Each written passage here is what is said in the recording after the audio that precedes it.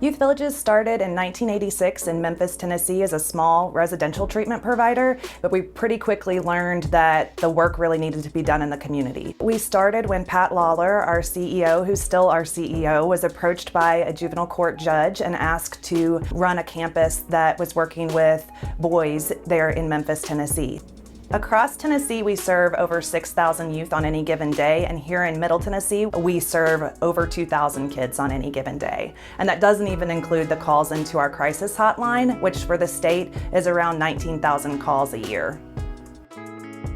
Most of the families that we work with have maybe tried lesser intensive, more traditional mental health services and are at a place where they really need something more intensive. So our Intercept program, for example, is our intensive in-home services where we're going into the family's home 3 times a week and meeting with the entire family unit, but also supporting them in school, supporting them within their community. They've needed a little bit more help than the traditional services and supports could provide. An example of that would be our Thrive program, which works with youth justice involved youth. We're able to go into that family's home 1 time a week and really work to divert that young person from getting further along the path in the youth justice system. From there, we also provide foster care services for youth that are not able to be safe at home. So that doesn't just include us certifying a foster family to provide care for them. It also includes clinical services that our staff provide within that family's home. Our LifeSet program works to support young adults that are moving from the foster care system to young adulthood and really setting them up for success. That works alongside our Bright Futures program that's in partnership with the Department of Children's Services and allows for extension of foster care services for the transition age youth population.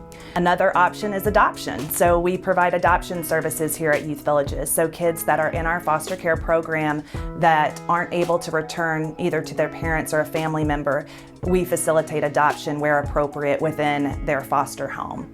Part of how we identify family for them to go home is through our Wendy's Wonderful Kids program, which is child-focused specific recruitment, where we're recruiting for foster families that are open to adoption for a specific child or identifying kinship options for them to return back home to family. When kids are struggling, they need someone to call. And our mobile crisis services cover 75% of the 95 counties in Tennessee.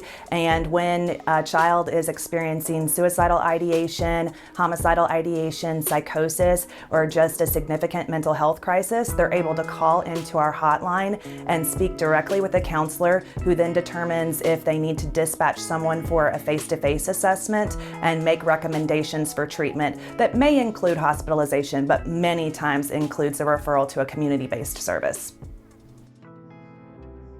Mentoring is a huge thing. I've been a mentor for 5 youth, and I will tell you that there is nothing more critical than giving back to one of our kids your time. It means everything, and as much as you think you're doing for them, you're getting way much more out of it. The second young man that I mentored was successfully transferring out into the world, and we were talking. And I said, hey, what did you get out of all of this? And he totally blew me away. And he said, you made me a better person. And I'll never forget it.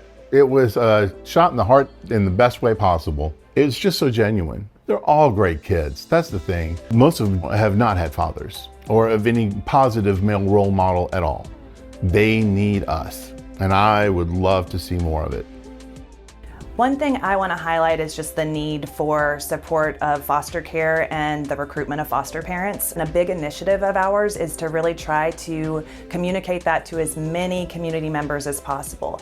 It's not always the answer for an individual or their family to become foster parents, but they can talk about foster care and the need for foster care.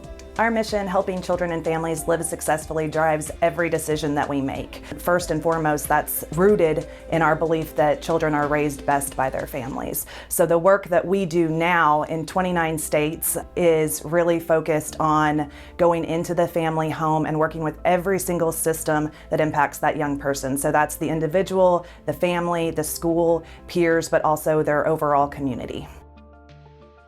Thank you to Higginbotham Insurance, City Current, the entire team, and you for sponsoring this breakfast, the donation, and giving me the opportunity to talk about what we do here at Youth Villages.